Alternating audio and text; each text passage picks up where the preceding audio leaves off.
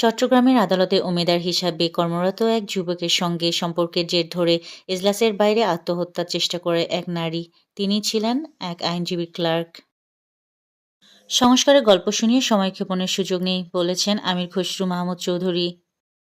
HSC পরীক্ষার routine প্রকাশ শুরু ২৬শে জুন। ২১-এর প্রথম প্রহরে রাষ্ট্রপতিকে শহীদ মিনারে না আসার আহ্বান বিপ্লবী ছাত্র পরিষদের। বাংলাদেশ খেলাফত মজলিসের আমির মাওলানা মোমিনুল হক বলেছেন, শেখ হাসিনার রাজনীতি ছিল বিভাজন আর প্রতিশোধের। খুলনা প্রকৌশল ও প্রযুক্তি বিশ্ববিদ্যালয়ে পরিস্থিতি নিয়ে সংবাদ সম্মেলন করেন ছাত্রদলের নেতারা। তাদের বক্তব্যে ছাত্রদলকে দোষারোপ করতে কুয়েটে হামলা চালায় বৈষম্য বিরোধী ও শিবির। ইউক্রেন সংকটের মূলোৎপাটনের কোনো বিকল্প নেই, বলেছেন রুশ পররাষ্ট্রমন্ত্রী।